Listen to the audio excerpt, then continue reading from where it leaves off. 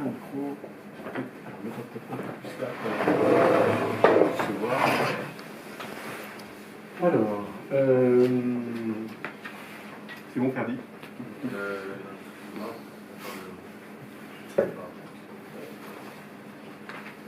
Ok. Et celle-ci, là-bas aussi? J'y vais. Ouais.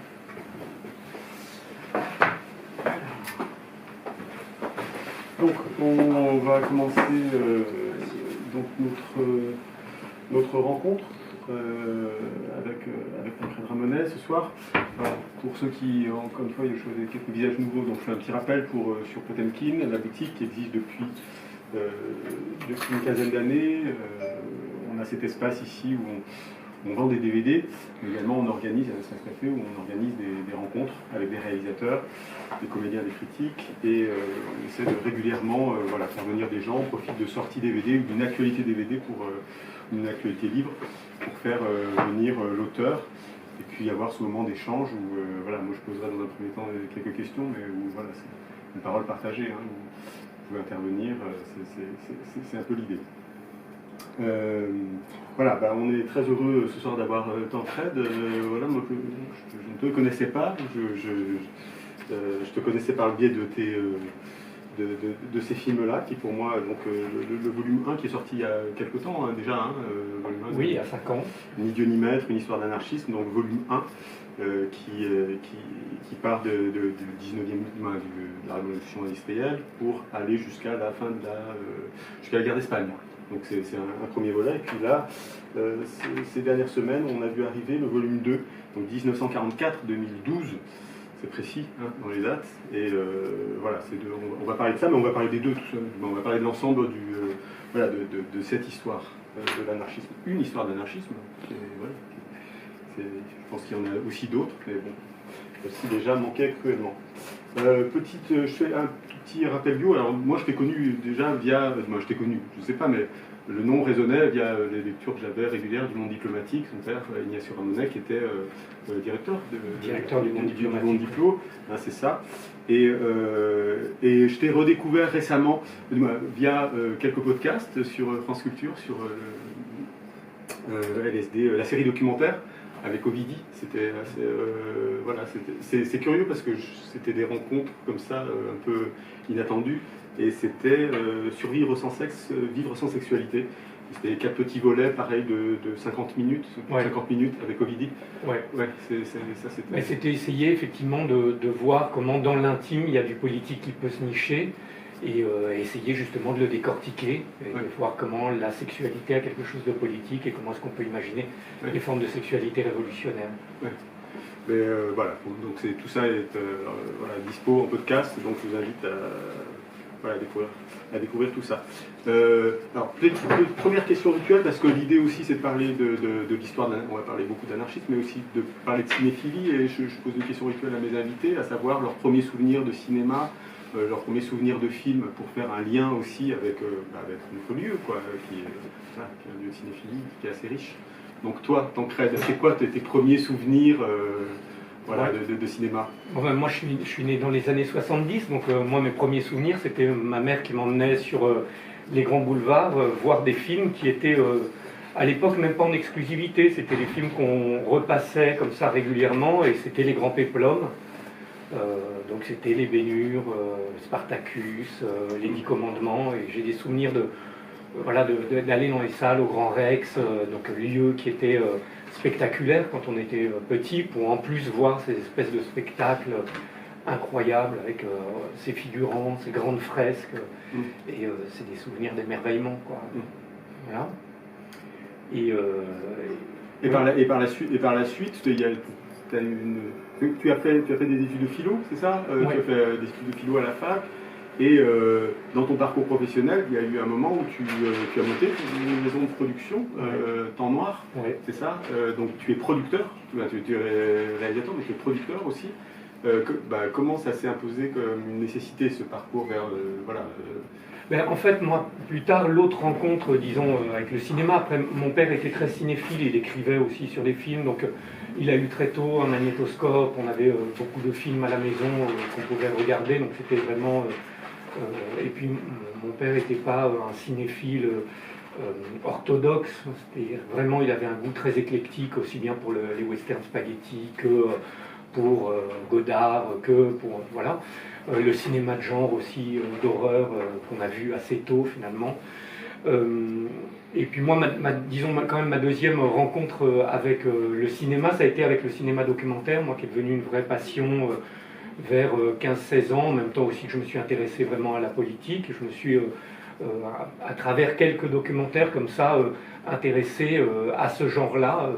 C'était les documentaires de Moscou Boucault sur Mémoire d'Aix, sur des terroristes à la retraite. C'était voilà, c'était des Wiseman qu'on découvrait, qui passaient à l'époque. Alors, quelle période de Wiseman? Mais c'était alors maintenant tout ça est un peu confus dans mon esprit, mais je sais plus quand quoi. Mais c'était cette impression de pouvoir découvrir le réel, ce fly in the wall, la sécurité sociale, d'entrer comme ça dans les institutions, ce que plus tard aussi Philibert a permis. Enfin, voilà, alors je dis on parce que moi j'ai un frère jumeau, donc on regardait, ouais, Axel, et on regardait beaucoup de documentaires à l'époque, que ce soit en cassette, à la télévision, puisqu'il y avait ces pépites parfois qui passaient, c'était le temps de la 7, puis des débuts d'Arte, avec ces documentaires hors format qui étaient un peu, qui étaient à chaque fois des curiosités, quoi. Évidemment, La Commune de Peter Watkin, dont on parlait, je me rappelle de l'expérience de l'avoir regardé en temps réel à la télévision. C'est toujours un choc, Peter Watkins, parce que c'est vraiment quelqu'un qui reconstitue, il y a vraiment une volonté de re-rentrer dans l'histoire par le biais du documentaire et en reconstituant de manière très méticuleuse. Voilà, on voit très bien que ce ne sont pas des films, voilà, c'est pas cette époque-là, mais il y a quelque chose qui est très troublant entre la fiction, déjà, la frontière entre fiction et documentaire. De jouer sur fiction et documentaire, de jouer avec des amateurs qui jouent des rôles, de créer cette espèce de passerelle entre le passé et le présent, là, et puis de mettre en scène toute une réflexion sur la production des images, justement dans la commune, à un moment où on n'a pas d'image, et puis sur les points de vue, enfin, voilà, ça a été ça. Et donc en même temps aussi, c'était pour le dire, il y avait une sorte de... Je m'intéressais à la politique, je me suis intéressé au documentaire, et dans le cadre des débuts de mes études de philosophie, moi je me suis aussi très tôt intéressé à Foucault, et donc là aussi avec une philosophie ou un travail philosophique qui consistait à se plonger dans la question des institutions, l'histoire, etc. Et donc d'être non pas dans une métaphysique et un monde des idées, mais de réfléchir concrètement sur des institutions, la production, des témoignages ou des récits. Et voilà, je crois que cette synthèse de ces trois choses m'a amené à vouloir créer une société de production pour faire un mélange entre de l'éducation populaire, raconter des récits ou des histoires qui n'ont pas été racontées ou avec des points de vue à travers lesquels on ne la connaît pas, et de les donner à un plus grand nombre.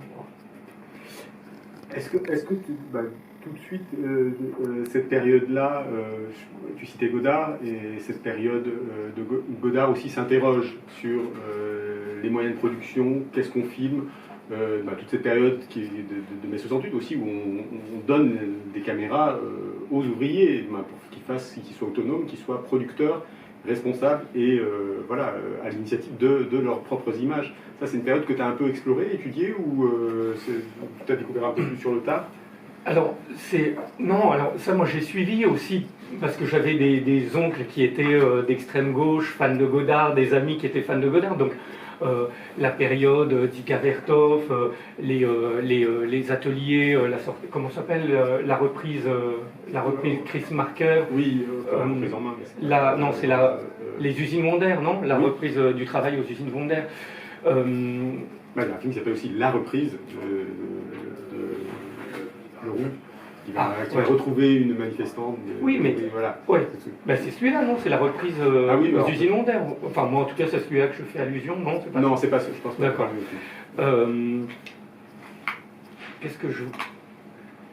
Oui, mais donc c'est tout un ensemble de questions qui se sont posées, en fait, qui ont nourri une des questions qui a été au cœur de la création de notre société de production, qui était celle de savoir à qui on donne la parole et comment est-ce qu'on essaye de faire entendre d'autres voix. Et c'est ce qu'ensuite on a essayé de faire, tout en restant, disons, dans un cadre qui était un cadre audiovisuel classique. Quand on a fait, par exemple, Une histoire de l'Afrique, qui est une grande série en 7 heures qu'on a produit, qui a été écrite par Elikia Mbokolo, et dans laquelle l'idée était d'interviewer des grands penseurs, théoriciens et acteurs de l'histoire africaine, et non pas d'avoir des personnalités extérieures à l'histoire africaine qui la racontent depuis donc l'extérieur et en surplomb, mais vraiment de l'intérieur. On l'a fait aussi quand, avec Gian El-Tari, par exemple, on a fait un documentaire qui s'appelle Cuba, une odyssée africaine, qui raconte comment Cuba a participé à la libération de 18 pays en Afrique pendant la guerre froide, en commençant par l'épopée de Che Guevara au Congo en 1965 et en terminant par la guerre en Angola, de le raconter par le regard d'une réalisatrice, Gian El-Tari, qui est égyptienne, et à travers le récit exclusivement de gens des pays du Sud, en gros, de Cuba, africains, et quelques, évidemment, parties prenantes nord-américaines ou russes. Oui. Mais voilà, ou d'essayer de raconter l'histoire de la Colonia Dignidad. On a fait le premier documentaire sur la Colonia Dignidad, qui depuis a eu beaucoup de films qui ont été faits. Donc il y a une secte néo-nazie ou nazie au Chili, où se mélange pédophilie, actes de torture et de barbarie, centre de l'opération Condor, etc., raconté par José Maldavsky, qui était lui-même un ancien prisonnier politique au Chili. Enfin, essayer comme ça que ce ne soit pas, disons, que les paroles qui soient... Quoi. Voilà, en tout cas, au moins qu'elles soient de l'intérieur, essayer de la raconter depuis l'intérieur.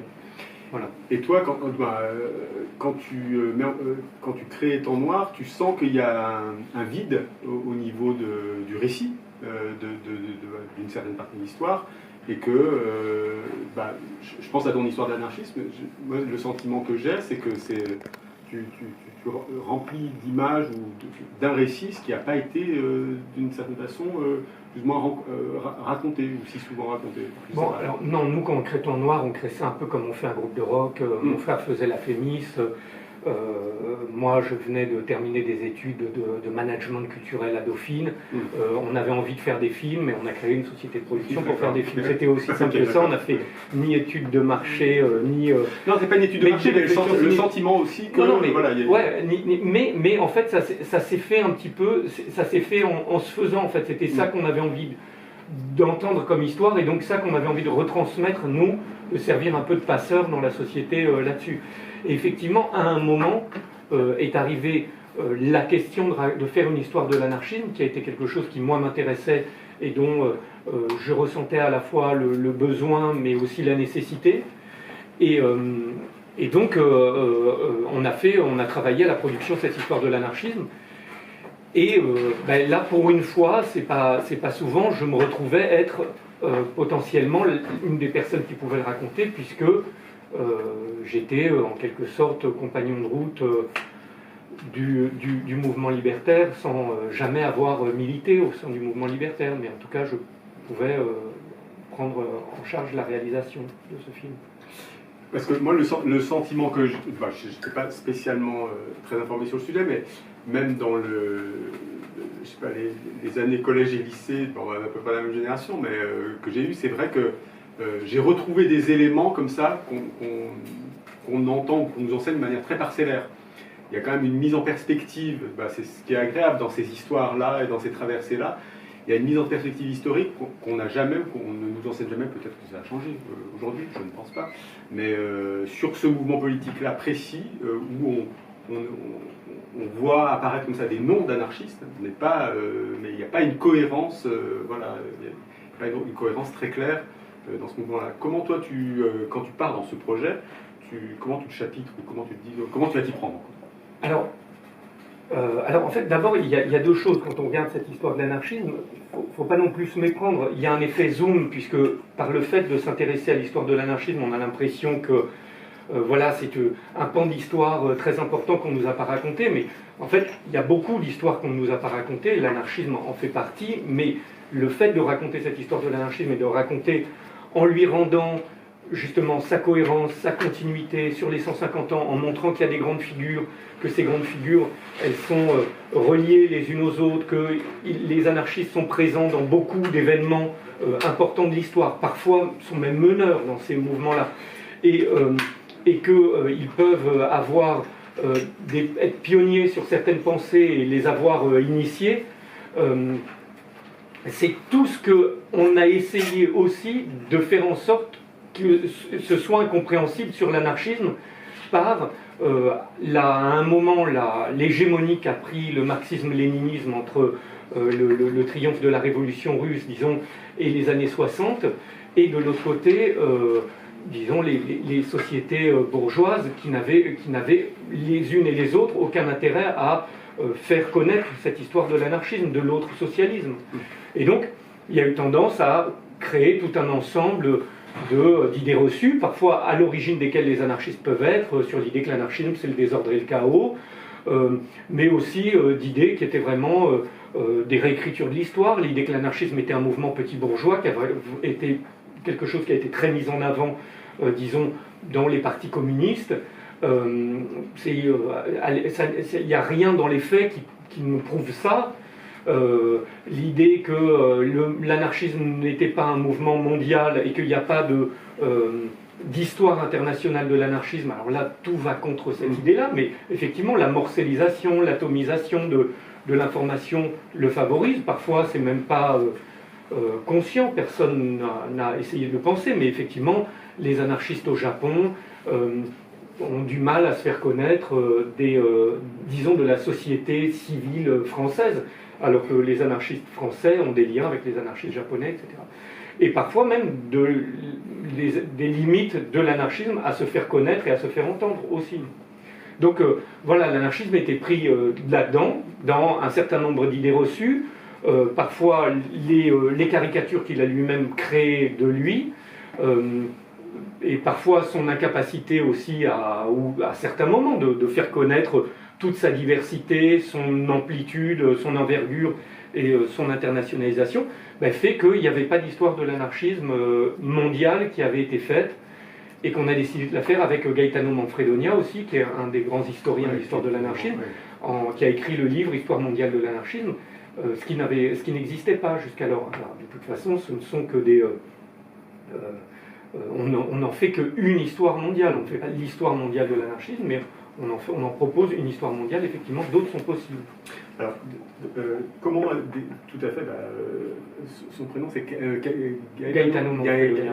Gaetano Manfredonia. Comment est-ce que comment tu t'y prends pour sélectionner les intervenants que tu vas, parce qu'il y a, je sais pas une dizaine, mais un peu moins d'une dizaine d'intervenants quand même qui apparaissent. Non, il y a plus d'une dizaine d'intervenants. Plus d'une dizaine. Ouais. D'accord, ok. Alors, développe peut-être un peu ça, et par rapport à ta recherche d'avoir une sorte d'équilibre aussi dans les origines, déjà des origines géographiques déjà des universitaires. Et voilà, comment tu t'y prends? On va changer de micro parce que là, celui-là peine un peu. Alors en réalité, sur l'histoire de l'anarchisme, s'il n'y a pas eu d'ouvrage qui racontait l'histoire mondiale de l'anarchisme sur les 150, presque 200 ans de son histoire, en revanche, il y a beaucoup de livres et de travaux qui sont menés sur l'anarchisme aux Pays-Bas, l'anarchisme au Japon, l'anarchisme en Argentine, au Chili. Il y a même Samba qui a écrit un texte sur l'histoire de l'anarchisme en Afrique, sur l'échelle du continent. On a des périodes de floraison de l'anarchisme qui sont racontées, les provos d'Amsterdam, le mouvement anarcho-syndicaliste en France, aux États-Unis, etc. Donc, en fait, la difficulté dans le documentaire, c'est pas tellement d'avoir accès aux informations. Au contraire, des informations, il y en a énormément. C'est surtout un grand travail de synthèse. Moi, souvent, je dis que j'ai pas beaucoup de mérite. C'est en fait les historiens qu'on interviewe qui, eux, travaillent à partir de sources qui sont difficiles à rassembler et arrivent, et à partir d'informations qui sont difficiles à faire entendre, qui, eux, arrivent à écrire des livres et tout. Moi, j'effectue un grand travail de synthèse en essayant de voir quels sont les grands moments de cette histoire et de voir où ça se situe ou par quel territoire je vais pouvoir les raconter. Même si c'est une histoire mondiale, il faut passer par des territoires, par des personnages pour que ce soit un petit peu incarné, qu'il y ait des histoires à l'intérieur, des histoires presque des récits dramatiques qui puissent être racontés. Et donc c'est vraiment un gros travail de synthèse dans lesquels j'assemble en fait le plus petit dénominateur commun, c'est-à-dire sur quoi j'ai des images d'archives, quels historiens j'ai qui sont capables de m'en parler. Il m'en faut pas seulement un, mais il en faut au moins deux pour pouvoir créer un récit où parfois les interviewés rebondissent les uns sur les autres. Éventuellement une figure un peu qui permette d'incarner ça, ou de montrer quelles sont les théories à l'œuvre à travers cette personnalité-là. Et puis une situation qui un peu dramatique, sur laquelle il y a une histoire, une grande mobilisation, etc. Et c'est en essayant de trouver ces moments-là que je raconte cette histoire-là. Et en fait, mais ces différentes étapes s'imposent à partir de là, parce qu'il n'y a pas non plus énormément de sources en images d'archives, il n'y a pas non plus énormément d'historiens qui travaillent sur ces questions-là. Et voilà, et alors qu'il y a en revanche beaucoup d'événements et énormément de personnages. Alors, je fais une petite énumération comme ça de tous les penseurs et tout ce que traverse ton documentaire. Donc on parle de Fourier, de la naissance du capitalisme, de la question sociale, de Fourier, de Marx, de Proudhon, Bakounine évidemment, le moment de la Commune de Paris, Louise Michel, la figure de Ravachol, tous les intellectuels aussi de la fin du 19e. Ça c'est intéressant de voir comment ça répond avec tout ce milieu intellectuel.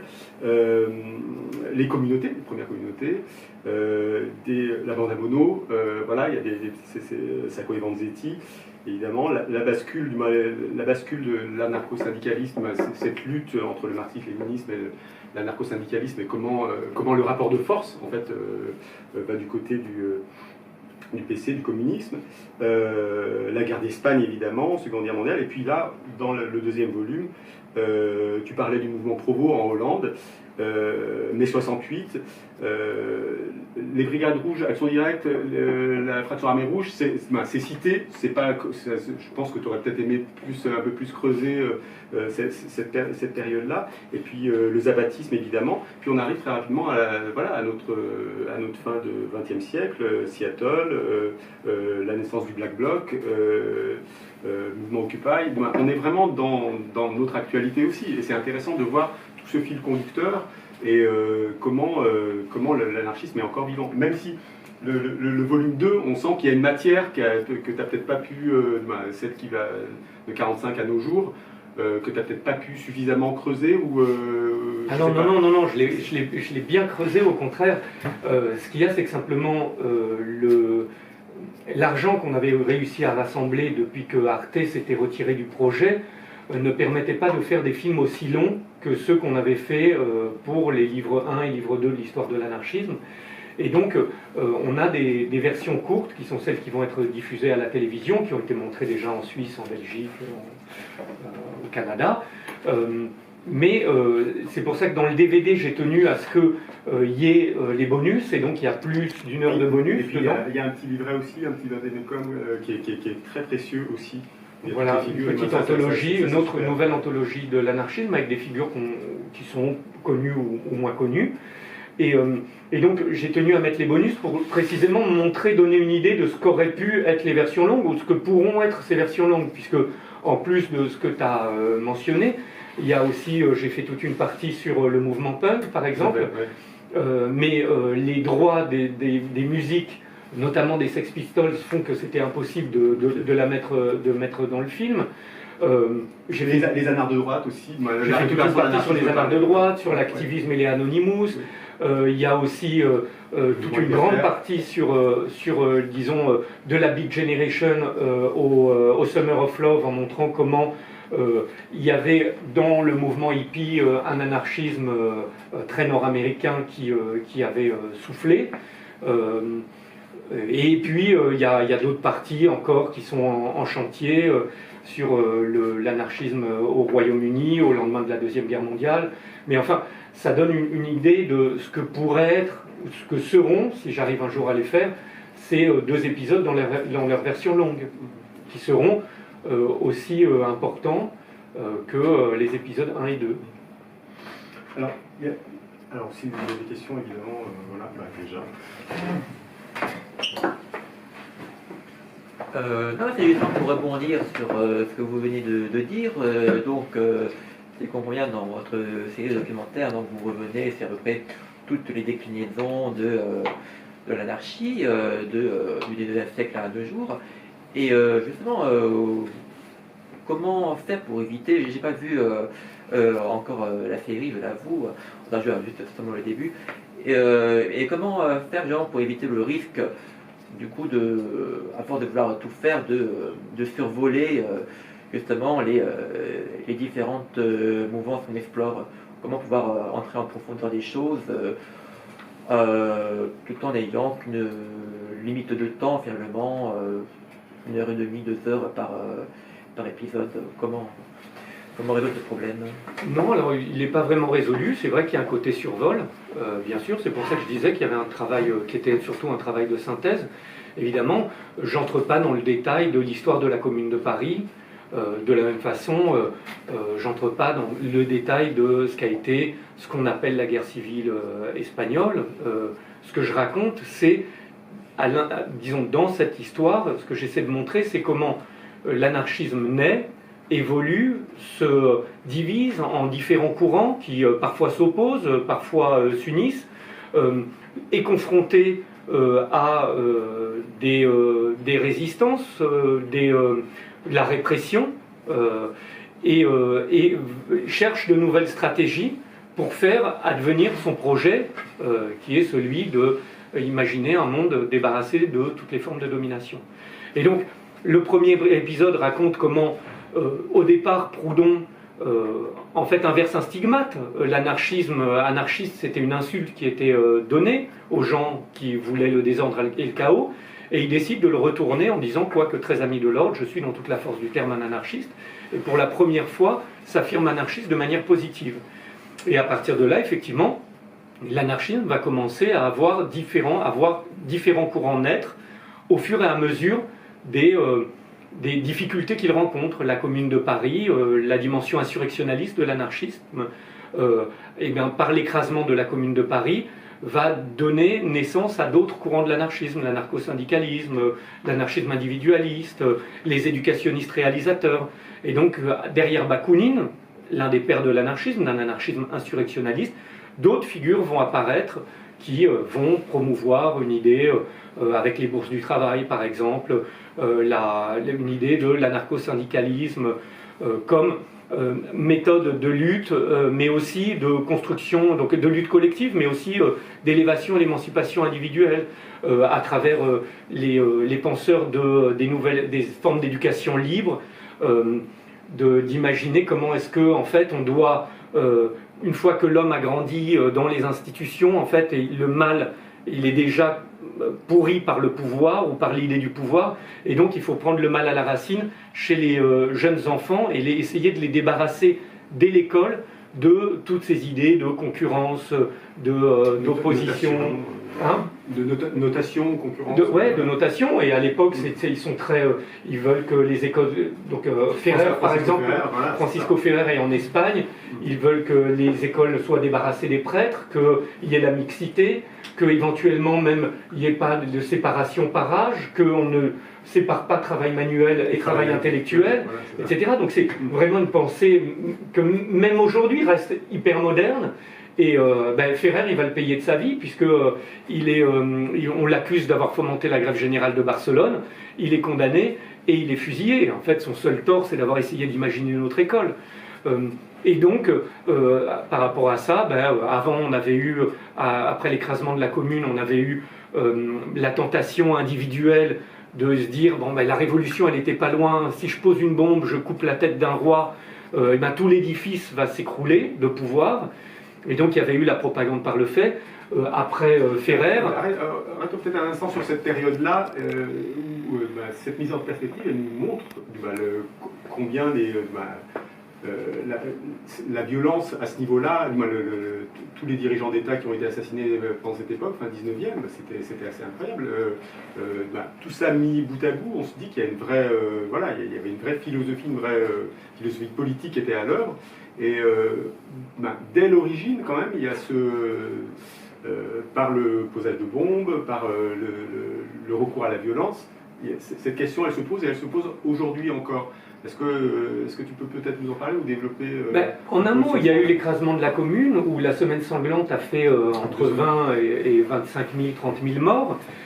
Et donc l'idée c'est de dire on ne doit plus payer de nos vies de manière collective, ça. Et c'est la violence de la réaction qui... Voilà, et en fait il suffirait, si on met une bombe et qu'on tue un roi, et ils imaginent que peut-être tout l'édifice de pouvoir va s'écrouler. Et c'est pas quelques illuminés qui font ça, c'est dans un congrès international une stratégie qui est développée par, y compris Louise Michel, qui appelle à, par tous les moyens, le pistolet, le poignard ou la dynamite, à faire s'écrouler l'édifice. Et de là, plusieurs anarchistes vont essayer de passer à l'acte. Alors, au départ, on oublie évidemment, parce qu'on isole dans le traitement fait divers, on oublie ce qui se passe et pourquoi ils le font. Ravachol, quand il pose une bombe, d'abord c'est pas pour tuer au départ, c'est parce que il y a eu l'affaire de Fourmi, il y a eu une manifestation qui a eu lieu à Clichy, où 2 anarchistes qui portaient le drapeau noir ont été arrêtés et condamnés à de lourdes peines de prison pour avoir porté le drapeau noir. Et donc Ravachol décide d'aller poser une bombe devant la porte du juge ou du procureur pour lui faire peur en réalité. Et cette bombe explose et à partir de là, Ravachol... Il n'y aura pas de... Il n'y a pas de mort. Ravachol n'a tué, on ne découvrira à son procès que plus tard, qu'il aurait tué en fait un ermite dans une espèce de vol un peu glauque, ce qu'on a appelé un ermite, mais en fait qui était un vieux monsieur riche qui vivait un peu sur sa richesse en vivant de manière très pauvre, et qu'il a voulu aller détrousser et qu'il aurait tué pour essayer de le voler. Mais sinon, pour ce qui est des attentats, Ravachol n'a tué personne. Il n'en demeure pas moins qu'il est arrêté et condamné à mort et exécuté. Et à ce moment-là, c'est un cycle qui s'enchaîne, puisqu'on a exécuté Ravachol dont les bombes n'avaient tué personne, bien d'autres prennent le relais. Et donc on a toute une suite d'attentats anarchistes qui sont faits. Un anarchiste qui prend une bombe, une sorte de grenade, elle la jette dans l'Assemblée nationale, ça fait quelques blessés. Ce personnage-là est arrêté, il a une histoire incroyable, enfin je ne peux pas la raconter, mais il est arrêté, condamné à mort et exécuté. À la suite de ça, Émile Henry, donc lui n'avait tué personne, il est exécuté, donc Émile Henry vient et décide de jeter une bombe dans le restaurant Le Train Bleu, alors je crois que c'est à la gare de Lyon, en disant qu'il n'y a pas de bourgeois innocents, et là il veut frapper les bourgeois pour les faire, ils nous font mal et tout, nous aussi on va les frapper et leur faire mal. Il est arrêté, exécuté, et puis Caserio vient et tue à Lyon, qui est un boulanger italien, vient et tue à Lyon le président de la République. Mais en fait, donc là on a un enchaînement, mais un enchaînement qu'on retrouve partout dans le monde, puisque on a le président des États-Unis qui est assassiné, le vice-roi du Portugal, enfin je ne vais pas me rappeler. Et il y a cette idée-là. Mais en fait, elle est formulée assez rapidement, après la Commune, cette idée de la propagande par le fait, c'est ce qu'on appelait la propagande par le fait, qui ne se limite pas à l'assassinat, mais on a réduit à l'assassinat. Et en fait, c'est une période qui va durer une petite dizaine d'années maximum. Et déjà, les mêmes qui avaient appelé à la pratique de la propagande par le fait vont, comme Malatesta, dire mais en fait ça ne marche pas, on ne fait là aussi que le payer de nos vies, de gens qui sont des gens convaincus, des militants expérimentés, et il vaudrait mieux qu'on soit dans les luttes aux côtés de nos frères qui travaillent, etc. Et donc il y a un grand appel à rejoindre l'anarcho-syndicalisme à ce moment-là. Donc grève générale. Et donc de plutôt être du côté de la stratégie de la grève générale. Et donc c'est cette idée de travailler. Alors moi je les ai construits comme ça, sur ce côté de montrer les actions et les réactions à l'intérieur de chacune des séquences, pour montrer comment une idée, un courant à l'intérieur de l'anarchisme naît, évolue, se déploie, et finalement est contrecarré, réprimé, et va atteindre sa limite. Et puis, sans être totalement abandonné, on pourra le reprendre à d'autres moments, d'autres courants techniques, stratégies, tactiques naissent et apparaissent. Alors, on alterne parfois, comme un pendule, de gauche à droite, de la violence à l'extrême non-violence. Au lendemain de la Deuxième Guerre mondiale, par exemple, le courant hégémonique au sein de l'anarchisme, c'est vraiment le pacifisme libertaire, l'anarchisme non-violent. La Deuxième Guerre mondiale a eu lieu, on a vu la puissance qui était mise par les armées, et on se rend bien compte que... On est dans la guerre froide aussi. La guerre froide va commencer, et on se rend bien compte que les ouvriers, les paysans, s'ils exposent leur corps dans un combat en face à face avec les armées, vont perdre, parce qu'en face c'est des bombes, des chars, etc. Et que donc c'est plutôt justement on expose son corps, mais sans être violent, en montrant la violence de l'État contre nous. Et il faut montrer à quel point l'État est violent pour discréditer l'idée même d'État. Et donc ça va être cette stratégie à ce moment-là qui va se déployer aussi pendant une dizaine d'années. En permanence par les intellectuels du mouvement. Et qui est évidemment tout le temps rediscutée et questionnée. Et elle se questionne encore aujourd'hui. Hein, voilà. Mais il y a des moments d'hégémonie, par exemple là sur la non-violence au lendemain de la Deuxième Guerre mondiale, on a vraiment un moment d'importance. C'est un courant qui a existé évidemment en France, mais qui est vraiment anglo-saxon, qui remonte à Shelley, Thoreau, Tolstoï, une idée de l'anarchisme non-violent, et qui à ce moment-là devient en quelque sorte hégémonique à l'intérieur du courant anarchiste. Il y a aussi comme une sorte de leitmotiv, quelque chose qui dit que toutes les expériences anarchistes n'ont pas été victorieuses. On a toujours été battus. Il y a quelque chose comme ça cette petite musique comme ça qui est un peu qu'on entend souvent, mais est-ce que tu peux nous parler d'expériences qui ont... tu en parles un peu pendant la guerre d'Espagne, même si c'est un épisode assez bref. La commune, c'est un épisode... Ce sont toujours des épisodes assez brefs, les communautés aussi, mais prends peut-être au hasard comme ça un événement qui a fonctionné, qui a marché, ou pas au long cours, mais sur une période significative. Et pas forcément dans l'adversité. Non, mais par exemple, il y a des choses de l'anarchisme qui ont fonctionné, fonctionnent très bien et dans lesquelles on vit, mais dont on oublie l'origine. Ce ne sont pas que de l'anarchisme, mais que vraiment des penseurs et surtout des penseuses anarchistes ont théorisé, mis en avant, se sont retrouvés mis au banc de la société pour l'avoir prôné. C'est par exemple l'amour libre. Aujourd'hui, on vit dans une société où l'amour libre, le couple libre nous semble être la base. Ça n'était pas le cas à la fin du 19e siècle. Il y a des pays où ça n'est pas le cas. Ce sont beaucoup des femmes anarchistes. Emma Goldman, Voltairine de Cleyre. Voltairine de Cleyre a écrit un texte merveilleux qui s'appelle « Pourquoi le mariage est une mauvaise action ?»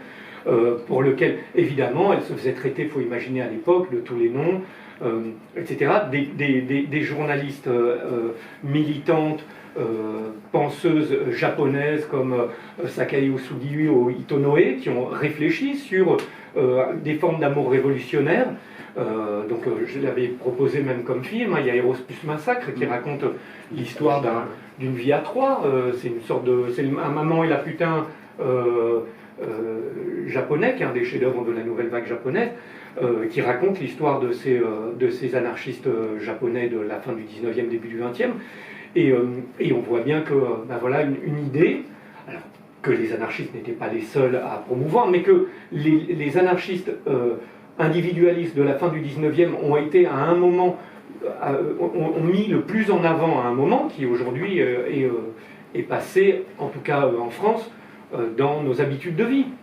Et évidemment, je ne parle même pas de l'avortement, de la contraception, de l'objection de conscience, c'est-à-dire même de l'absence de service militaire, qu'il n'y ait même plus besoin d'objection de conscience, par exemple, si on parle des armées, mais qu'il n'y ait pas de service militaire. Alors, on pourrait critiquer aussi la disparition du service militaire au profit d'armées de métier, mais enfin, c'est une autre question. Mais enfin, voilà, ce qui paraissait impensable à un moment. Donc, évidemment, à chaque fois, les anarchistes ne sont pas les seuls à penser ça, mais ils sont parmi les figures de proue ou aux avant-postes de ces combats-là. L'euthanasie ? Il pourrait y avoir l'euthanasie, mais aujourd'hui, les mouvements des communs, par exemple, pour les logiciels libres, il y a beaucoup de libertaires qui portent ça, et ça nous semblera aussi évident dans quelques années que le fait qu'on ne puisse pas s'approprier des champs pour y faire des trous et mettre de l'eau. Je pense que ça semblera évident à tout le monde. Et comment expliquer qu'on soit aussi peu au courant justement du fait... comment est-ce qu'on peut expliquer qu'on soit aussi peu au courant de l'histoire de l'anarchisme, enfin de ce que l'anarchisme a été précurseur sur des... Pardon, je parle... Oui. Il y a beaucoup de choses qui nous semblent... Pardon, j'ai du mal à parler en public en fait. Vous y arrivez très bien pour le moment. Pardon. L'anarchisme a été précurseur sur plein de questions. Je pense à des questions d'éducation, le féminisme, le mouvement queer, l'amour libre, toutes ces choses-là. Et comment expliquer que, en fait, on soit aussi peu au courant que ça vient de là? Personne n'a revendiqué. Est-ce que c'est que les anarchistes ont plus tendance à vouloir être un peu cachés, ou est-ce qu'il y a... Bon, alors, il y a plein de raisons à ça. Il y a les deux premières raisons qui sont celles que je disais, c'est-à-dire que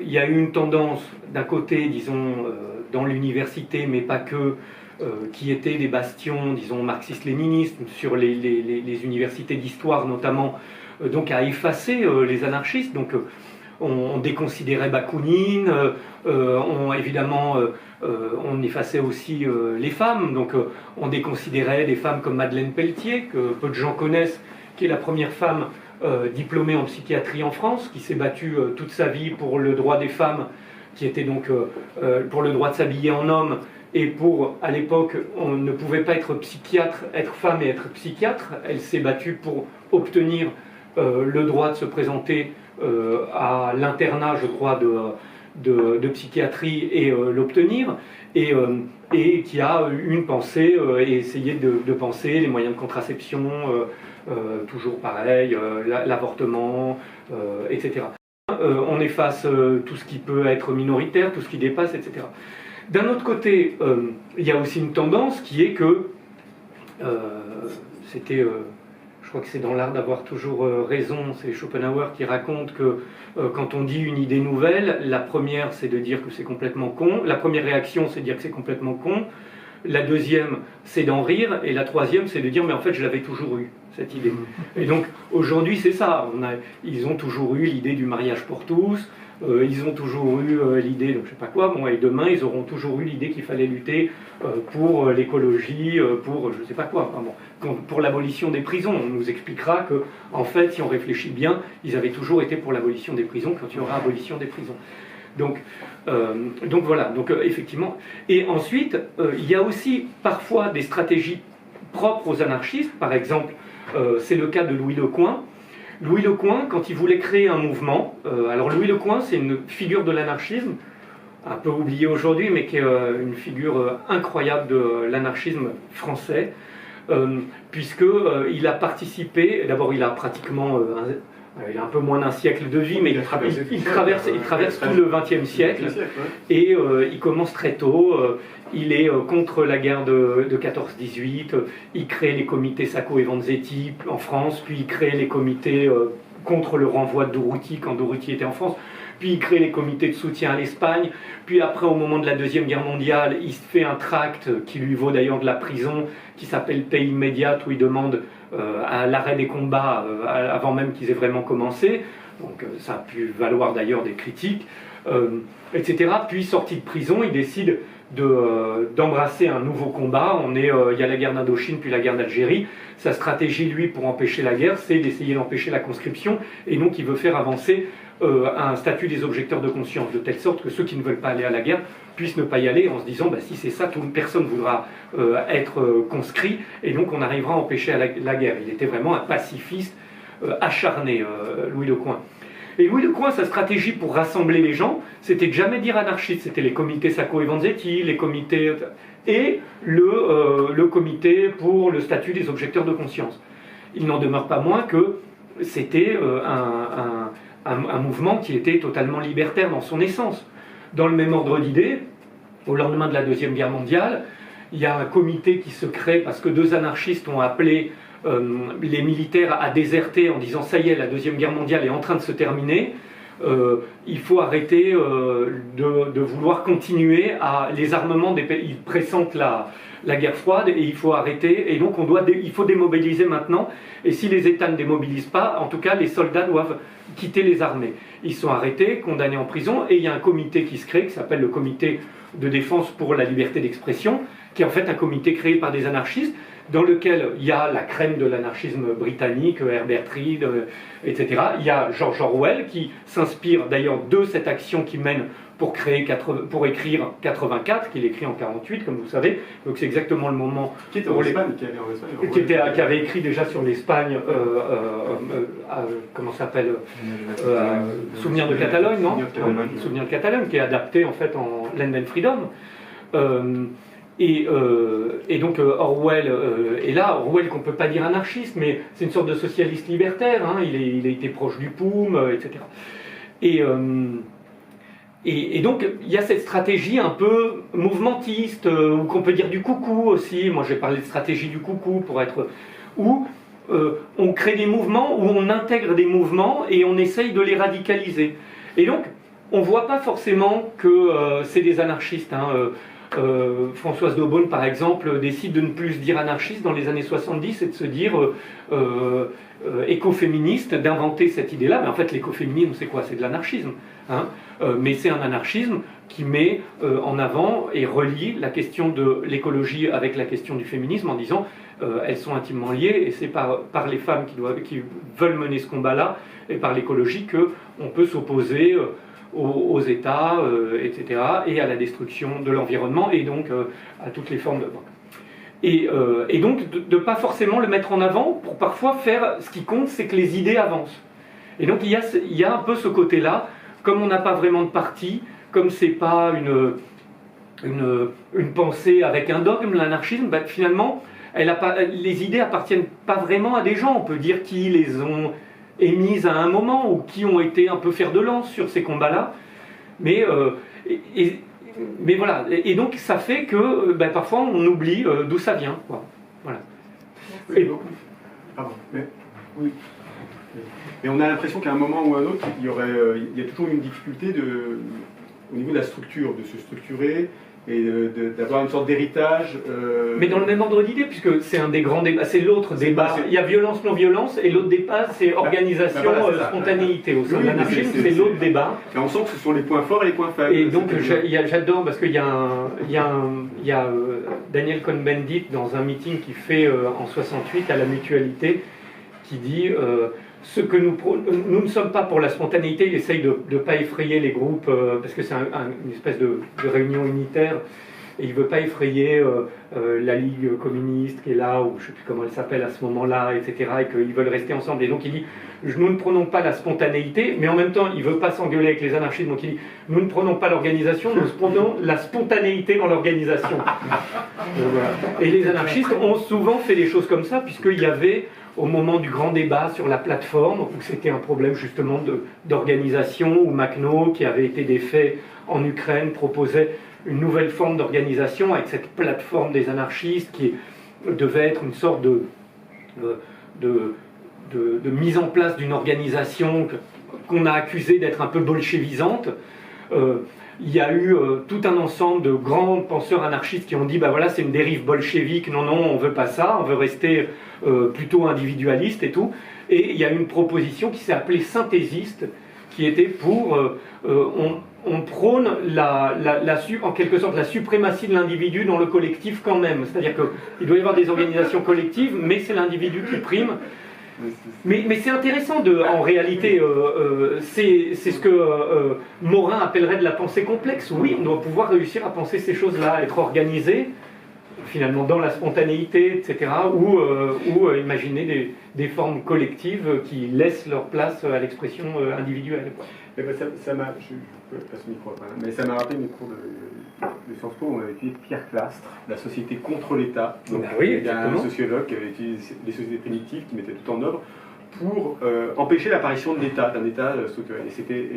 Bon, à l'époque, je ne voyais pas vraiment c'était assez surprenant, je me disais, tiens, c'est original. Mais parle-nous peut-être de ces penseurs-là, Pierre Classe, Feyerabend, tous ces gens-là qui ont des pensées puissantes, quoi. Hein. Ah ben oui, mais alors ça c'est vraiment, on est dans les années 70, on a une espèce d'explosion de l'anarchisme. L'anarchisme partout et tout le monde cherche, soit inspiré par la pensée libertaire, inspiré par la pensée libertaire, tout le monde essaye dans la discipline ou dans le domaine dans lequel il travaille, où il excelle, de voir comment est-ce que ça peut s'exprimer. Et donc effectivement, il y a Pierre Clastre, avec James C. Scott, par exemple, qui vont fonder l'anthropologie anarchiste, qui est un courant maintenant de l'anthropologie archi reconnu. David Graeber fait partie de ce courant-là, qui sont ceux qui essayent de voir comment, dans les sociétés humaines, en réalité, ce qu'on croit comme étant une nécessité naturelle, voilà, des formes de domination, la création de l'État, ben, en fait, ne sont pas aussi naturelles que ça, ni aussi nécessaires, qu'il y a des sociétés qui s'étaient construites sans État. Pourquoi elles se construisent sans État? Comment apparaît l'État? À quel moment? Ou d'autres formes de domination. Dans le même ordre d'idées, il y a Feyerabend qui est à l'université de Berkeley, alors c'est drôle parce que lui c'est un ancien soldat de la Wehrmacht. On ne peut pas dire par exemple que Feyerabend il soit anarchiste, mais il est, comme ça passe à travers lui le souffle libertaire et il se dit qu'il y a quelque chose. Et puis évidemment à Berkeley, c'est l'université à San Francisco où se sont réunis le mouvement hippie et le mouvement beatnik, le lieu de la contre-culture où il y a aussi Paul Goodman, etc. Bon, c'est vraiment un endroit où la contestation étudiante a été hyper forte, le free speech movement, etc. Et on a ces profs qui arrivent et qui décident de faire la révolution dans leur domaine. Et donc lui, il décide d'essayer de penser. Donc il écrit tout un texte sur une méthodologie. Son bouquin, c'est contre... son bouquin phare, c'est contre la méthode... Non, j'ai oublié le titre. Merde, moi aussi. Contre la méthode, non? Contre la méthode. Contre la méthode pour une méthodologie anarchiste, pour une science anarchiste, voilà, c'est ça. Contre la méthode. Et il écrit un texte dont j'ai reproduit un extrait qui est dans le début, où il explique qu'il faut mettre de l'anarchisme dans la science, et qu'il faut émanciper la science de la raison et de la question du vrai et du faux, ce qui est normalement impensable. Et il montre tout au long d'un livre qui est ardu d'abord, puisque c'est de l'épistémologie dure, hein, qu'il écrit d'ailleurs avec un collègue qui meurt en même temps. On n'a que sa partie à lui. Le collègue devait écrire l'autre partie, c'était à deux qui devaient l'écrire. Et donc où il explique comment est-ce qu'il analyse toutes les fois où on a essayé de penser en dehors de la raison à l'intérieur des sciences et qu'en fait ça a marché. L'accident devient fécond. Alors entre autres la question de l'accident, mais aussi la question de la contre-évidence ou de prendre quelque chose qu'on croyait comme impossible possible et de réussir à montrer que ça a fonctionné. Et ensuite on a aussi d'autres personnalités. Est-il anarchiste? On ne sait pas, mais enfin Deleuze se disait, il y avait quelque chose de libertaire chez Deleuze qui soufflait. Et lui-même avait fait une définition de l'anarchisme qui est magnifique, que j'ai mise dans les bonus du film, il parle de cette étrange unité qui ne se dit que du multiple. Donc là aussi, on est bien dans cette espèce d'oxymore propre aux anarchistes, l'étrange unité qui ne se dit que du multiple, et qui lui va très bien dans le travail qu'il fait sur l'anti-Oedipe, sur Mille plateaux, sur toute l'idée évidemment de la nuée, de la meute, etc. Du rhizome. Bien sûr, et l'anarchisme a cette dimension en plus rhizomique, c'est-à-dire que voilà. Donc on le voit partout, je ne me rappelle plus encore, mais dans les années 70, on le voit d'ailleurs tellement qu'il y a même certains politiciens qui avouent avoir des tendresses pour l'anarchisme, puisque mon grand prédécesseur, on le sait peu, c'est Jean-Marie Le Pen qui, dans les années en 1972, a fait son mémoire de fin d'études de sciences politiques sur l'histoire de l'anarchisme en France, et un livre dans lequel, pour une raison précise, c'est qu'il considérait qu'en France le danger n'était pas marxiste-léniniste, qui était plutôt d'une tradition juive et allemande, hein, pour faire vite, et qu'en France, la vraie tradition, c'était Proudhon, tout ça, la tradition anarchiste. D'ailleurs, mai 68 prouvait bien que, puisqu'il y voyait un événement anarchiste, prouvait bien que le danger était anarchiste, et que donc il fallait s'intéresser, disait-il, à son ennemi. Et puis, dans le travail qu'il mène, qui est un travail assez informé, puisqu'il copie-colle beaucoup un auteur en particulier qui avait écrit une histoire de l'anarchisme en France. Il plagie, quoi, en clair. Voilà, il plagie, mais bon, à l'époque, ils s'y mettent à deux pour plagier en plus. Oui. Mais à l'époque, on n'avait pas les logiciels. Voilà. Il ne faudrait pas les regarder trop dans mes mémoires non plus, moi, donc je ne vais pas jeter la pierre là-dessus. Il y a tellement de moyens de lui jeter la pierre que je ne vais pas jeter la pierre là-dessus. Mais, donc, en fait, il finit même par reconnaître, avoir certaines. À trouver certains charmes à l'anarchisme, alors pas n'importe quel anarchisme, hein, l'anarchisme hirsute avec les cheveux longs qui brûle des voitures, lance des pavés, tout ça, ça lui plaît pas, mais l'anarchiste individuel ou qui permet à un homme nouveau de naître, etc. Alors ça, il trouve ça intéressant. Il y avait la question de Mussolini aussi dans ces jeunes années qui avait été, tu en parles aussi. Oui, c'est assez troublant ces parcours-là, c'est un peu la naissance de ces hommes politiques qui aussi. Action française, pareil, le cercle Proudhon, mais il y a quand même des choses super troublantes, la façon dont on se... Oui, alors là aussi il peut y avoir un effet loupe, parce que l'extrême droite, ça n'est pas qu'aux anarchistes que l'extrême droite a pu reprendre des choses. L'extrême droite papillonne et reprend un peu partout. On le voit avec la fameuse nouvelle extrême droite qui reprend les théories gramsciennes, les applique, et même avec un certain succès. Non, évidemment... disons que c'est normal, puisque je pense que d'un point de vue, sur plein de points, les plus grands penseurs ne sont pas d'extrême droite, mais sont plutôt tendance à être d'ultra-gauche, terroristes intellectuels, ou je ne sais plus comment on dit maintenant, enfin disons plutôt de notre camp. Mais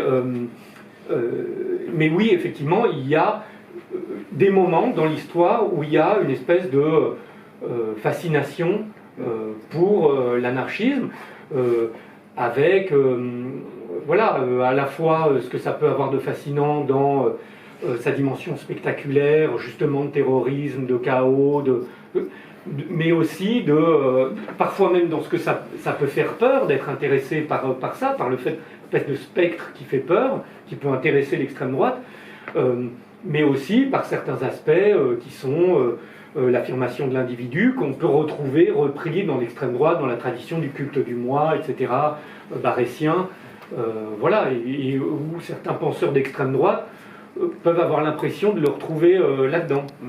Voilà. Et donc c'est pas qu'il y ait des passerelles vraiment, mais c'est que de mauvaises interprétations peuvent être faites. Et d'ailleurs, c'est la mauvaise interprétation que fait Le Pen à la fin de son mémoire, puisque moi je le cite, c'est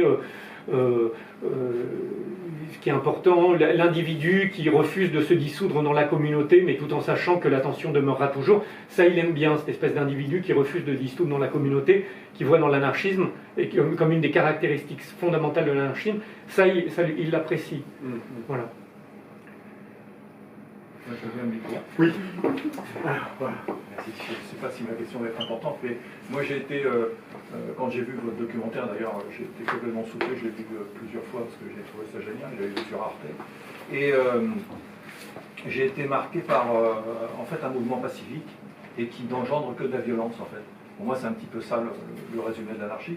Et c'est assez intellectuel et j'ai l'impression qu'en fait beaucoup de gens qui n'ont pas forcément une culture politique ou qui ne s'intéressent pas forcément à fond à la politique, ont du mal à comprendre l'anarchie.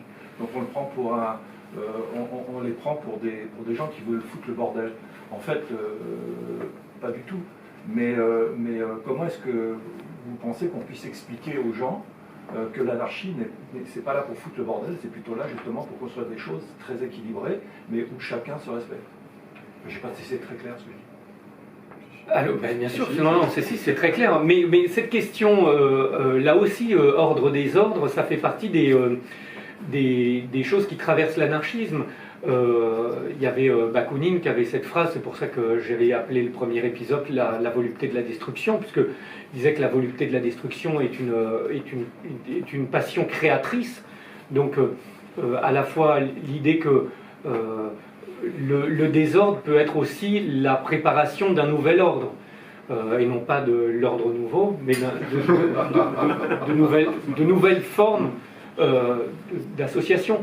Et dans le même ordre d'idées, Durruti disait nous, on n'a pas peur, je termine le deuxième épisode là-dessus, on n'a pas peur des ruines, nous, on est prêt à aller jusqu'à la destruction totale, puisque de toute façon, c'est nous qui avions construit le monde d'avant, et on saura très bien reconstruire le monde d'après. C'est nous qui avons fait les routes, c'est nous qui avons fait les écoles et tout, et on le refera, et en mieux. Donc, je ne sais pas s'il faut vraiment lutter contre cette idée que c'est l'ordre contre le désordre. Dès le début, Proudhon essaye de défendre ça en disant quoique très ami de l'ordre, je suis dans toute la force du terme anarchiste. Je pense que ce qui est intéressant, à mon avis, c'est de montrer à quel point c'est le désordre, la société qui nous est proposée là, qui est une société de désordre, de violence, on le voit, on l'a vu au moment du Covid, cette incapacité à avoir des masques, c'était quand même incroyable que le néolibéralisme a montré son incapacité en cas de menace imminente à protéger ses populations. Et à l'inverse, la seule réponse, ça a été la violence, la matraque, les amendes, etc. Donc je ne sais pas s'il y a vraiment à avoir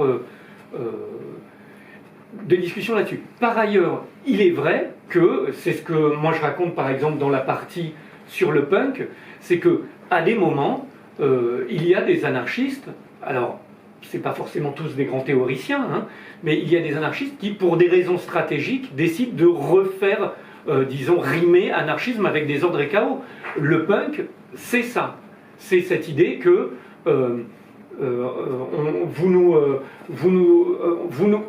on est les enfants de la classe ouvrière, vous nous rejetez, vous nous envoyez les flics quand on veut manifester, etc. Et ben nous, on va être votre cauchemar, votre pire cauchemar. Et donc on va faire du bruit, on va s'habiller comme on veut, etc. Et on va créer, vous effrayer avec ce désordre et ce chaos dont vous dites qu'on est porteur, bah oui on est porteur. Et donc là aussi, il y a un retournement du stigmate.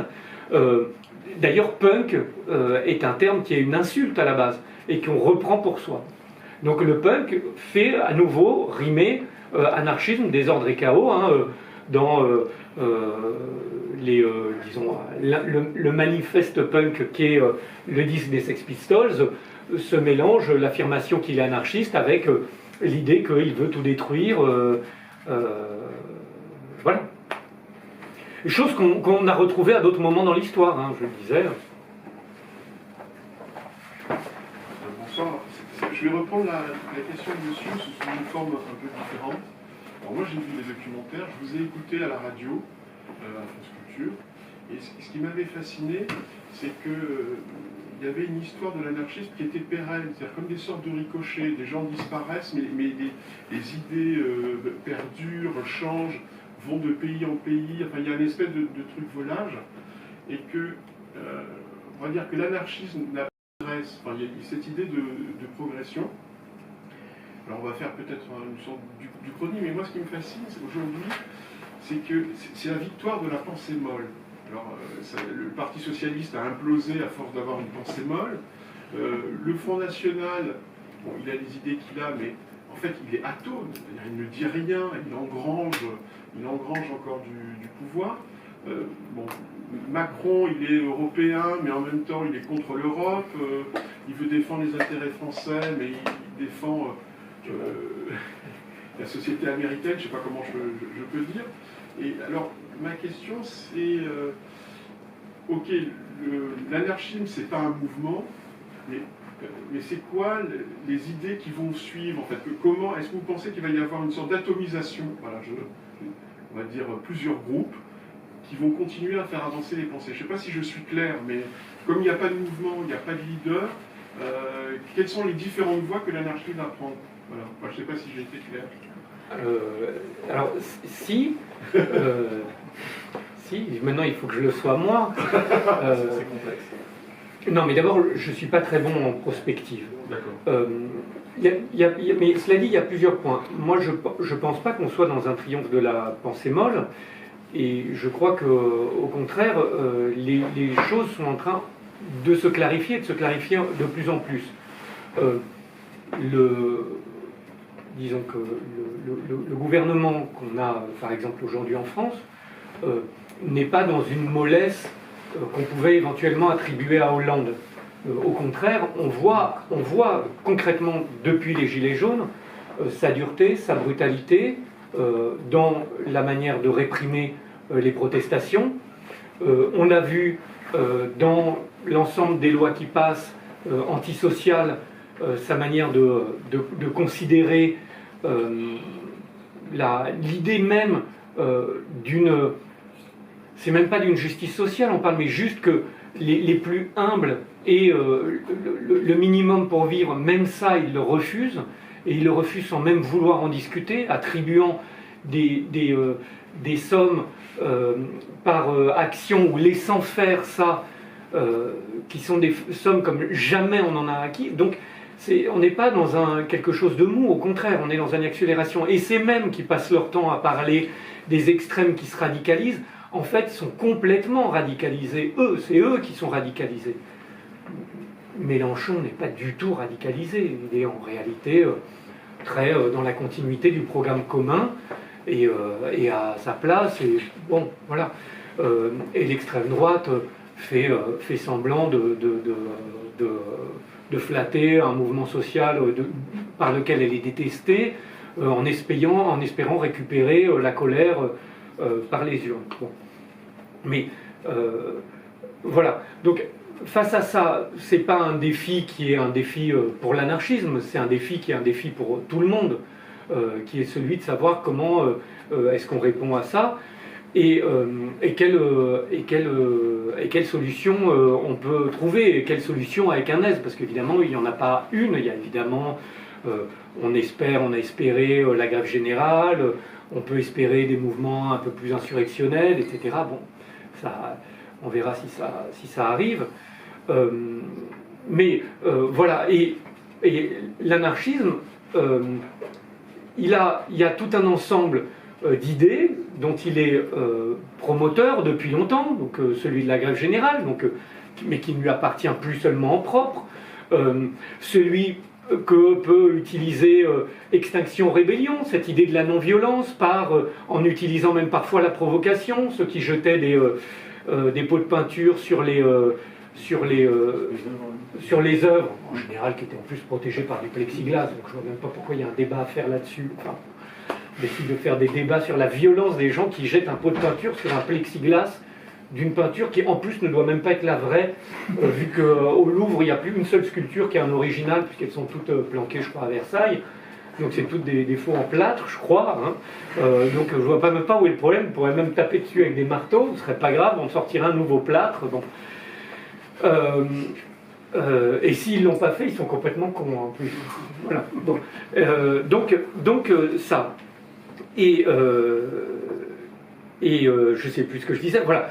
Et donc l'anarchisme, il a tout un ensemble de réponses. Mais alors c'est vrai que un des dangers qu'on voit couver et fonctionner depuis quelques années, c'est cette tendance à vouloir atomiser les gens, rendre leur lutte, enfin, encourager des luttes en leur donnant une dimension totalement parcellaire. C'est-à-dire que on peut favoriser ou encourager par des productions Netflix, par exemple, ou par des discours gouvernementaux, un féminisme, mais un féminisme qui n'aurait aucun lien avec l'anticapitalisme, ou qui n'aurait une lutte pour, disons, antispéciste, alors on dirait pour les droits des animaux, ou pour le bien vivre animal, ou je ne sais pas comment il dirait, mais qui n'aurait aucun lien avec l'industrie agroalimentaire et aussi avec l'anticapitalisme, etc., etc., etc. Et donc, on peut avoir parfois un danger qui est celui où, évidemment, les luttes sur, disons, la question des identités sexuelles, origines, etc., en quelque sorte, qu'on séparerait des autres problèmes de la domination.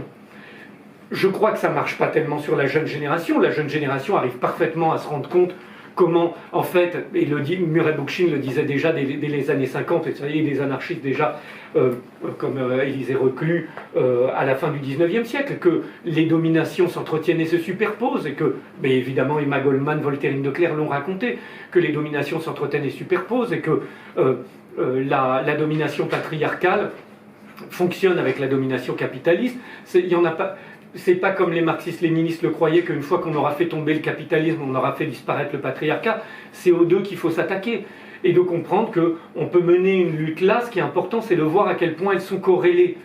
On peut décider de s'investir complètement dans la lutte antispéciste, dans les différentes luttes, mais de ne jamais perdre de vue qu'elles sont reliées et que, une fois qu'on aurait gagné pour le bien-être animal, eh bien, il faudrait quand même continuer de lutter contre l'exploitation de l'homme par l'homme, de l'homme par la femme, non, de la femme par l'homme, etc. Mais en réalité, on ne peut pas arriver à la fin de l'exploitation animale sans avoir détruit aussi les autres formes de domination. Donc tout ça fonctionne ensemble. Et le danger, effectivement, c'est de faire croire à une atomisation. Mais la réponse de l'anarchisme, notamment, puisque l'anarchisme avait, depuis l'origine, et encore plus avec Murray Bookchin dans les années 50-60, montré à quel point, derrière la question de l'exploitation, il y avait une question encore plus fondamentale qui était celle de la domination et de toutes les formes de domination.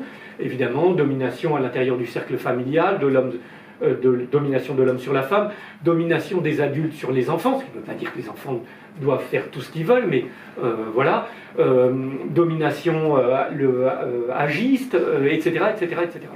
Voilà. Et je crois que l'anarchisme permet d'avoir très clairement en tête l'idée que ces dominations s'entretiennent et que, après, à chacun de prendre l'endroit par lequel il l'attaque en ayant conscience que ces questions sont corrélées.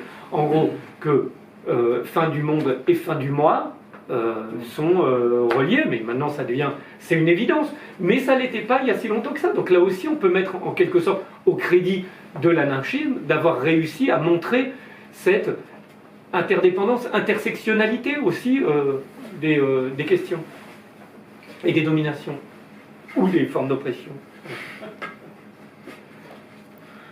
Question.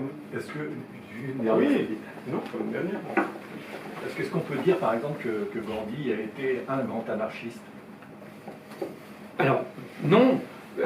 Gandhi, il est autre chose et c'est tout à son honneur et c'est peut-être mieux encore. Gandhi, il est Gandhi, évidemment. Cela dit, Gandhi, il a des échanges avec un grand anarchiste, en revanche, lui, c'est Barthélemy de Licht, qui est un anarchiste néerlandais, qui a écrit un livre qui s'appelle... je crois que c'est... alors en français, je ne sais plus comment il s'appelle, mais Conquérir sans violence. Conquérir sans violence, il faudrait regarder dans le texte.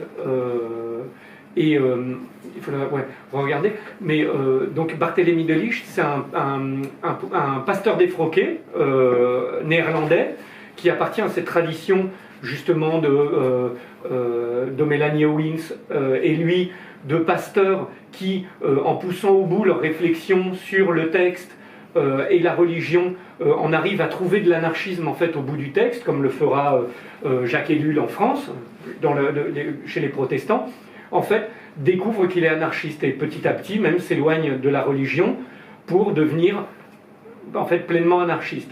Et donc des anarchistes non violents. Donc, et il a toute une correspondance avec Gandhi dans les années 30 sur les stratégies à adopter. C'est pas qu'il convainc Gandhi, mais il a des discussions avec Gandhi, et Gandhi est très intéressé par son texte, lui donne des informations pour les textes qu'il écrit, et c'est un texte qui est très important hein, dans les années 30, parce qu'il y a un mouvement pacifiste qui est fort au Royaume-Uni et aux États-Unis, et c'est même Aldous Huxley qui traduit le texte de Barthélemy de Licht en Grande-Bretagne et aux États-Unis, enfin, pour que le texte voyage en Grande-Bretagne et aux États-Unis. Est-ce que j'ai été clair? Barthélemy de Ligt, il est hollandais, Oui. et c'est Aldous Huxley qui traduit son livre, qui fait qu'il a un livre qui va avoir une énorme influence dans les pays anglo-saxons. Voilà. Et on le méconnaît, nous, en France, parce que c'est un mouvement, plus généralement, de pacifisme libertaire qu'on méconnaît un petit peu, à part la figure de Louis Lecoing, mais qui est très influent à l'époque. Et Nehru aussi le lit, enfin d'autres le lisent. Du coup, moi, ce que j'ai beaucoup aimé dans le volume 2, enfin dans le volume 1 aussi, mais je l'ai vu il y a plus longtemps, c'est que je retrouve vraiment des choses que je vois avec beaucoup de personnes, enfin beaucoup, la plupart des gens autour de moi ne sont pas hyper politisés, mais tous les gens politisés, ils ont tous des idées, soit d'être dans le Black Bloc, soit d'aller vivre en communauté, de créer une nouvelle communauté. Et ma question, c'était un peu, moi je ne sais pas vraiment où me placer sur la violence. J'ai l'impression que maintenant, en étant pacifique et en montrant la violence de l'État, maintenant on le sait avec les images. Il y a un documentaire qui est sorti sur Arte sur le flashball là, qui est très intéressant, qui montre qu'aujourd'hui c'est vraiment su de tous en fait. Et est-ce qu'aujourd'hui on peut encore avoir le luxe en fait de prôner la non-violence et le vivre en communauté avec l'urgence écologique qui arrive?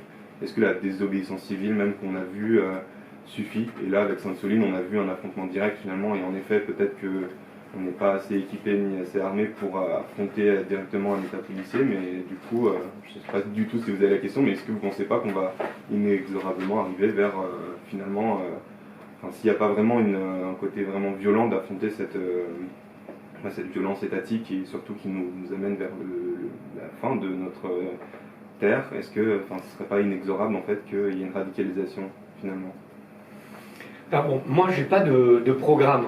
Donc je ne sais pas ce qu'il faut faire. Ce que je trouve intéressant dans cette histoire de l'anarchisme, c'est qu'on a une boîte à outils dans laquelle j'essaie de montrer, moi, que violence n'est pas disqualifiée comme non-violence n'est pas disqualifiée. Et je trouve qu'on a tendance, on parle là de violence ou de non-violence, mais on pourrait dire mouvement syndical, on pourrait dire lieu d'éducation, on pourrait dire colonie libertaire, etc., disqualifiés ou pas disqualifiés. On sait très bien que dans les réseaux militants, il y a ceux qui pensent que ah oui, les syndicats, ça ne sert plus à rien, de toute façon, voilà, c'est de la bureaucratie, quand bien même tu serais à la CNT, en fait la CNT n'a pas d'influence, donc tu dois être à la CNT, mais en même temps tu essaies de t'affilier à Sud, puis à Sud, en fait, de toute façon, tu vas être pris, etc. Bon. Et à l'inverse, il y a des anarcho-syndicalistes qui vont dire qu'est-ce que c'est que vos conneries de Black Bloc, là ça sert à rien, vous en prenez plein la gueule, vous faites taper les gens qui sont derrière, qui n'avaient rien demandé, et ils vont plus venir en manif, et donc il ne faudra pas se plaindre après qu'il n'y ait personne en manif. Et donc, on a en fait, ce que j'ai essayé de montrer, c'est qu'on a une boîte à outils dans laquelle, en réalité, on peut piocher, et que, de la même façon que les luttes sont interconnectées, je pense que les tactiques doivent être interconnectées. Et qu'on peut avoir, alors évidemment, je ne sais pas dit d'aujourd'hui, déjà dans les années 30 en Espagne, on avait, par exemple, Durruti, il était à la tête de groupes, enfin il était à l'intérieur de groupes armés qui s'appelaient Nosotros, qui faisaient des braquages, pratiquaient l'assassinat s'il fallait, etc.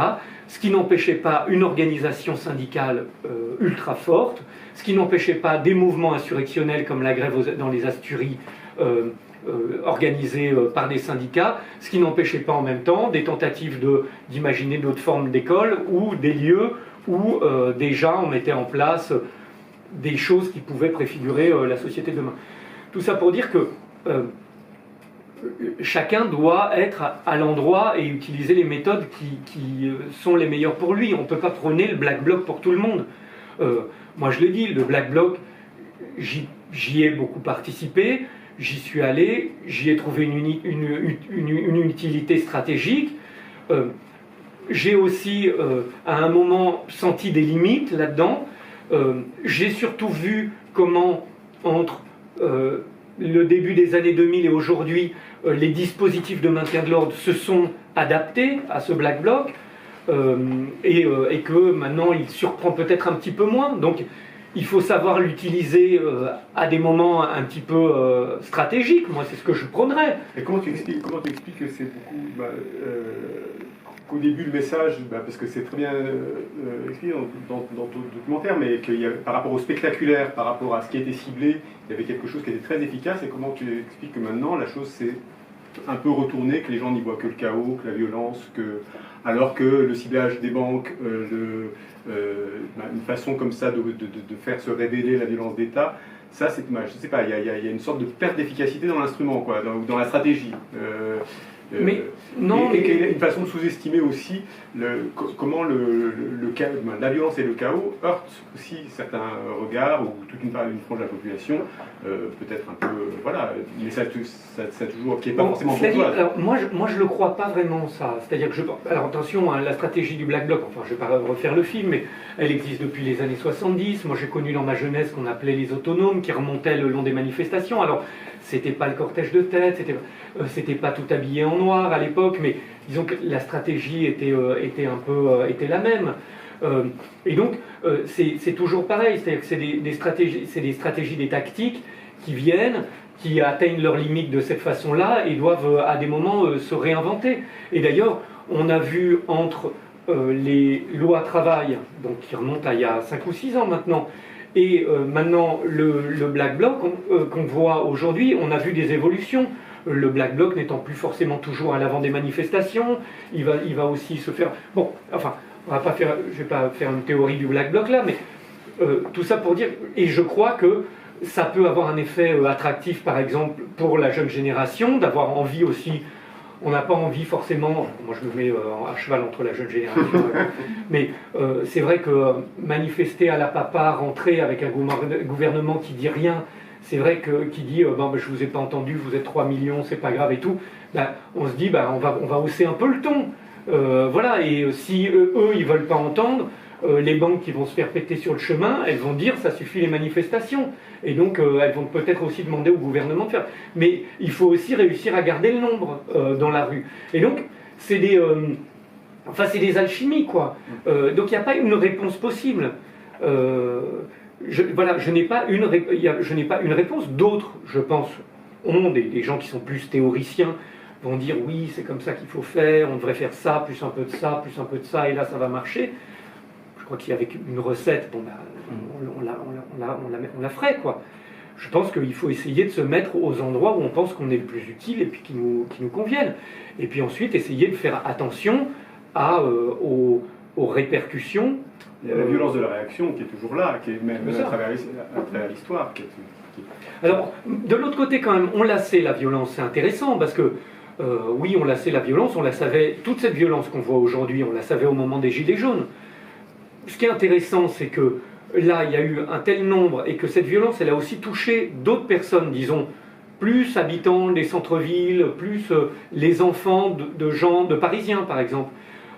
Et je trouve que cette violence, qui a été acceptable et invisibilisée au moment des Gilets jaunes, quand on n'était pas, au fait des publications de David Dufresne ou dans les manifestations où on a vu la violence, qui est la même que celle d'aujourd'hui. Mais là, aujourd'hui, les gens la voient par la télévision, même les grands médias la voient et la regardent et voient qu'il y a un problème. Et donc, cette violence, oui, on la connaît, mais en même temps, tout le monde ne la reconnaît pas. Et là, on voit qu'il y a une reconnaissance quand même de cette violence.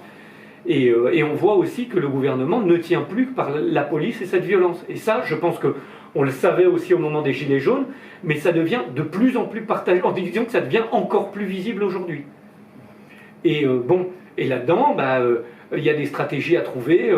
J'ai trouvé que moi par exemple, cette invention de ces manifs sauvages qui foutaient le feu aux poubelles dans Paris, en même temps, il n'y avait pas de destruction de banques, de trucs comme ça, mais il y avait le côté partir en sauvage, faire galoper la police derrière, aussi, oui. Ouais, avec des images spectaculaires comme ça. Il y avait BFM et tout qui courait derrière. Et les flics le lendemain qui devaient aller se faire 12 heures devant une manif et tout, alors qu'ils avaient cavalé toute la nuit en jetant des lacrymos qui servaient à rien, il y avait quelque chose d'intéressant là-dedans. Il y avait quelque chose de très original et d'intéressant qui a fonctionné. Comment on arrive à le faire durer? Évidemment, tout de suite, ils ont durci les choses. Ils ont mis des centaines de personnes en garde à vue, etc. Ça calme les ardeurs. Hein.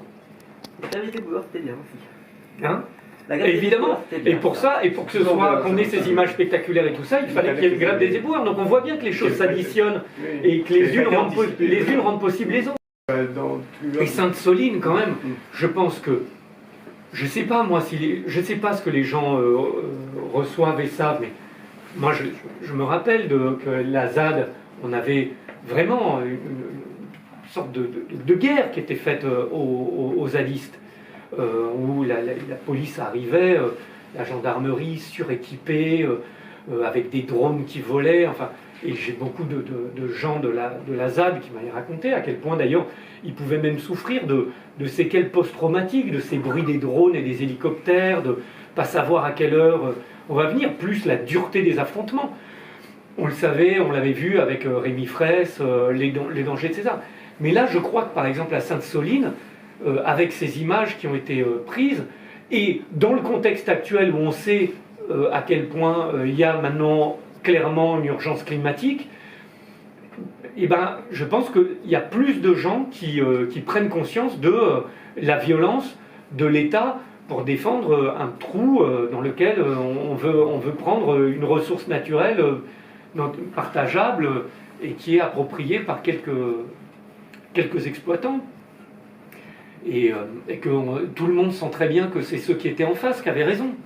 Et l'histoire va le dire tellement vite. Oui, mais en même temps, il y a quand même beaucoup de médias qui ont titré ou qui ont mis en couverture le fait que deux gendarmes auraient soi-disant été... soi-disant, hein, parce qu'en fait, c'était pas vrai. Enfin, Oui. bon, qui était soi-disant entre la vie et la mort. État d'urgence Et absolue. ça marche. Est-ce que ça marche, ça, encore? Comme Enfin, le c'est commissaire toujours Allemand, cette Bah, idée alors, que les anarchistes sont violents comme Alors ça. ça marche quoi. évidemment. Je vous rappelle, alors évidemment, il y a le commissaire à Lyon, je le raconte dans l'épisode sur 68, enfin, on le retrouve tout le temps, et je rappelle, moi, pour y avoir été, c'était l'affaire de l'hôpital de l'autre côté d'Austerlitz, où de dangereux anarchistes seraient venus débrancher les gens qui étaient en réanimation, vous en rappelez, alors nous on était là, si vous voulez. Donc voilà, on savait à peu près ce qui s'était passé, et c'était dingue la vitesse avec laquelle cette espèce d'info avait été relayée par des gens qui, s'ils appliquaient 2 minutes leur esprit critique, comprendraient bien que c'est impossible, que personne va aller s'amuser dans une manifestation à aller débrancher les gens sur leur chemin, enfin que c'est complètement absurde. Se réfugier de la police. On avait eu le tag, je vous rappelle, au moment des Gilets jaunes, le tag antisémite sur la bagueule, comme il était écrit en jaune, tout le monde avait dit c'est les Gilets jaunes sont antisémites et tout ça, puis on avait mis 3 jours à se rendre compte que la boutique bagueule était sur l'île de la Cité, et que la manif des Gilets jaunes c'était la manif le jour où il y a le boxeur qui a tapé, que la manif des Gilets jaunes était sur les quais devant le quai d'Orsay, et que donc c'était à 4 km et que ça n'avait rien à voir. Mais pourtant, pendant 2 jours, on a fait les gorges chaudes de ça. Bon, évidemment, les stratégies dans ces cas-là, c'est de disqualifier un mouvement social, et tous les prétextes sont bons, et tous les prétextes sont utilisés. Donc oui, mais ça dure le temps que ça dure. Ce qui est étonnant aujourd'hui, c'est de voir le peu de temps que ça dure. Voilà. Oui, mais ça reste. Non, Ça les dure. gendarmes, là, blessés, ça reste pas. Mais je pense que ça ne dure pas dans... Moi-même, je m'en souvenais pas.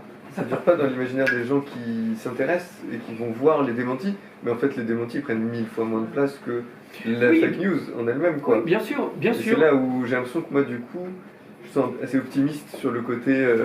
plusieurs fois, tu as dit, oui, alors, quand tu auras des communs, quand on trouvera ça normal, qu'il y ait des communs, que tu trouveras ça normal, l'économisme, etc. En même temps, j'ai l'impression qu'il y a plutôt un peu de blocs qui se radicalisent, où finalement, effectivement, les pratiques anarchistes, les pensées anarchistes se retrouvent même des fois dans les pratiques de la CGT, dans des trucs ou les pratiques de l'Assemblée, des choses qui se retrouvent finalement dans tous les mouvements militants, du monde même combat, c'est le truc d'Alternativa, qui sont comme ça au départ pas forcément taxés d'anarchisme, et qui se présentent pas comme ça en tout cas, et qu'en même temps le bloc en face se radicalise à coup de fake news aussi, mais que finalement l'extrême droite aussi devient, les groupes extrême droite sont de plus en plus forts, une espèce de groupe Telegram à 1000 personnes où ils veulent tous aller faire des ratonnades, etc. Enfin, je sais pas, je suis assez optimiste et en même temps je vois ça, mais je sais pas trop. Qu'est-ce que... Non, mais non, moi j'ai dit, hein, je suis pas bon Ouais. lecteur de l'avenir, et moi je suis très pessimiste, à la fois, non pas sur la situation, mais bon, je pense que à un moment, on finira tous par mourir de maladie et tout ça, donc j'ai une forme de pessimisme. mais disons, sur la marche du monde, Je ne sais pas si le monde sera meilleur une fois qu'il y aura des communs, et si, mais sur la marche du monde, en tout cas, ce qui est sûr, c'est qu'on voit que l'esclavage qui semblait normal à tout le monde, j'imagine, du temps de l'esclavage, aujourd'hui, on trouve que c'est pas bien l'esclavage. Bon, bah, arrivera un moment où on trouvera que le salariat, c'est pas bien, que le fait qu'il y ait quelqu'un qui décide de quand est-ce que vous allez faire une pause pipi, c'était quand même fou, ce monde-là. Et voilà, et que pour des gens qui voulaient défendre le partage des éléments et leur juste utilisation, donc de l'eau, qu'on leur ait crevé les yeux et fait exploser des grenades sur la tête, on verra bien que ça n'était pas juste et que c'était de la même façon quand on regarde aujourd'hui des charges sabre au clair, ou quand on nous parle aujourd'hui de charges sabre au clair sur les mineurs à la fin du 19e siècle, ou la répression dans Germinal par exemple. Vous vous rappelez de la répression dans Germinal, hein, ils essayent de faire la grève, on leur refuse de faire la grève, on veut faire venir des jaunes, ils essayent de s'opposer aux jaunes qui doivent venir travailler, et donc on envoie l'armée pour faire travailler les jaunes et protéger la mine de l'attaque des mineurs du Coron pour laisser les jaunes venus d'ailleurs travailler. Et quand ils essayent d'empêcher ça, on leur tire dessus. Bon, c'est ça Germinal, l'histoire. C'est quand même, aujourd'hui ça nous semble impensable, mais en fait, finalement, sous des formes un peu différentes, et peut-être un petit peu adoucies, mais pas tant que ça, c'est pratiquement ce qu'on a vu à Sainte-Soline. D'autant que petit bout par petit bout, ils arrivent parfois à faire accepter l'inacceptable. Oui, oui, oui. C'est toujours un petit truc comme ça, une petite phrase qui justifie telle ou telle chose, ou qui réhabilite certains penseurs, mais dit vite fait. Oui, de fil en aiguille, on s'aperçoit au bout de quelques années qu'on a hyper régressé.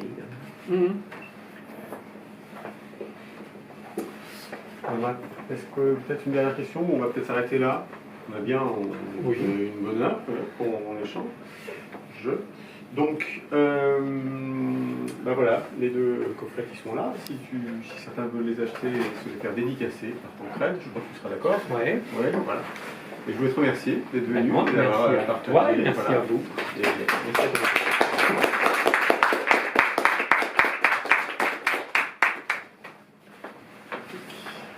Bon, je sais pas le super.